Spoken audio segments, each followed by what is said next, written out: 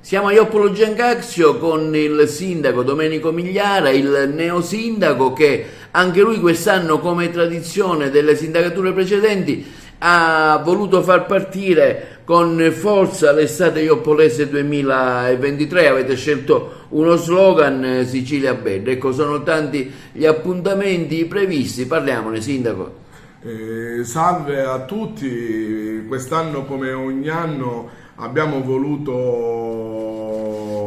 organizzare un programma per l'estate ioppolese 2023, l'abbiamo intitolato Sicilia Bella, estate ioppolese 2023. Abbiamo messo sopra un programma abbastanza ampio che dura più di un mese, che va dal 19 di luglio al 14 agosto.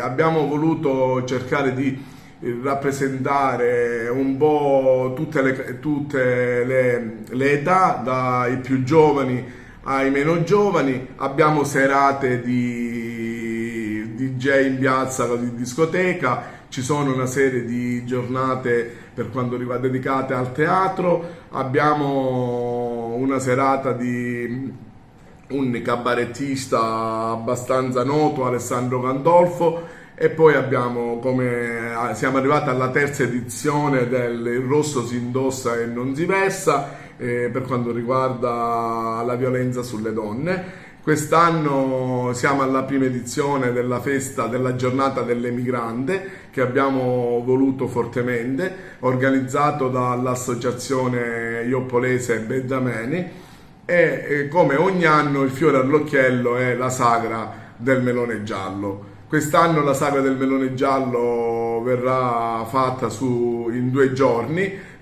sabato 5 agosto e domenica 6 agosto.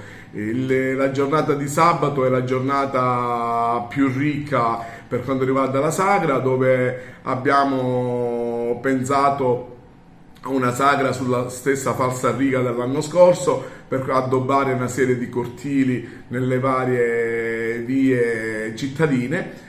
Sarà distribuito il solito riso al melone, gelato e una serie di pietanze abbastanza prelibate, sempre a base di melone giallo.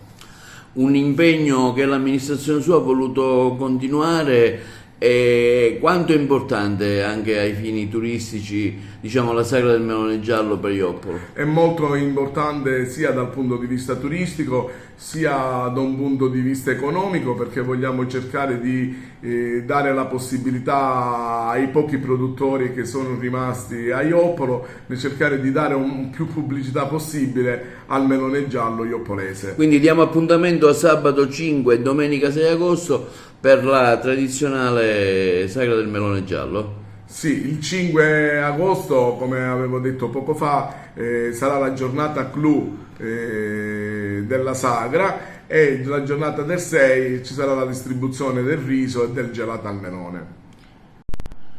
Chiaramente ci sarà la collaborazione di un noto chef del nostro territorio.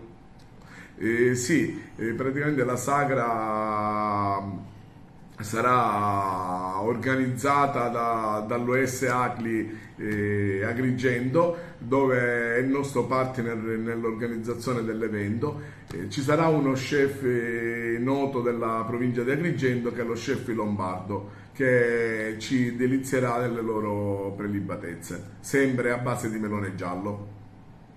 La manifestazione ha visto anche il coinvolgimento attivo di diverse aziende locali. Ecco, questo sostegno quanto è importante, sindaco? Per noi è stato molto importante quest'anno coinvolgere tutte le attività locali che hanno sostenuto sia l'estate ioppolese che la sagra del melone giallo in particolare.